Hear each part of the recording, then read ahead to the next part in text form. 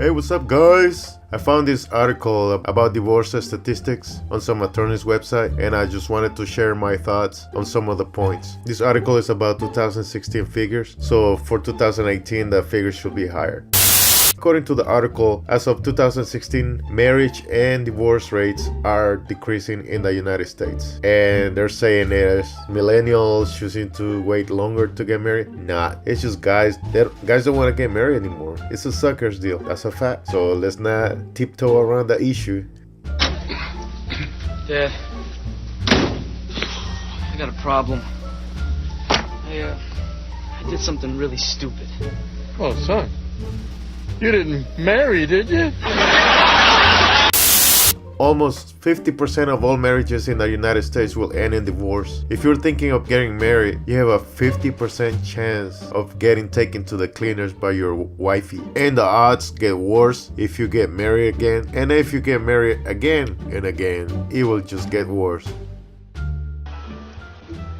I see you're no stranger to pain. I've been married. Twice.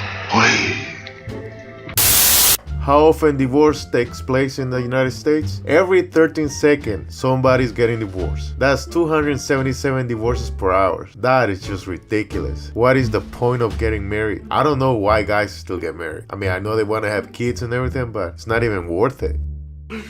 It's not worth it! It's just not worth it! So she tells you it's her special day and she wants the best wedding that you can pay for. So you spend $50,000, $100,000 on the wedding. And guess what? Your marriage is probably gonna last 8 years. So you pay $50,000 to $100,000 to be married 8 years. And then you pay again because she's gonna take you to the cleaners and divorce rape you in court, get half your shit that she didn't even earn. And on top of that, take your kids if you guys have any. Fuck that.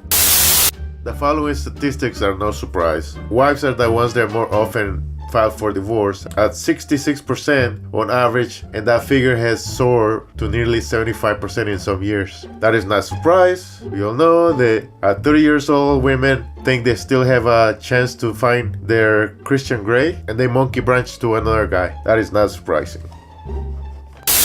If you look at the reasons why people get divorced, most of them women are guilty of, especially lack of commitment and infidelity, and argue too much. Now let's talk about infidelity. When people see these figures, the first thing that comes out of their mouth is men sleep around. Men always have a lover on the side or whatnot. But that is totally false, and I'll tell you why. Who has easier access to sex? Who is looking for the 20% of guys or the 20% of men? It's women. The 80% of the guys cannot afford to cheat. That woman that they're with, that might be the only one they will ever get in their whole life. So they cannot afford to cheat. Women on the other hand, they can go anywhere and say they want to fuck somebody, and there'll be like 100 thirsty cocks raising their hands. So who has easier access to sex and it's easier for them to cheat?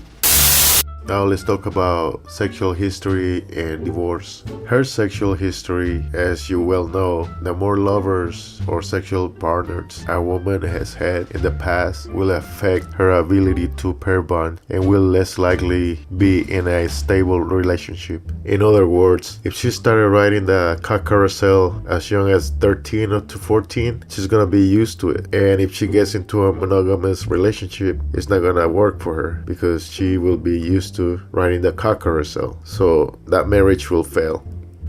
Now you also gotta realize that all these expenses because of divorce are caused by women. So with regard with children, 43% of children in the United States are being raised without their father. And this point segues to the cost of divorce. One researcher determined that a single divorce costs the state and federal governments about $30,000 based on such things as the higher use of food stamps and public housing, as well as increased bankruptcies and juvenile delinquencies.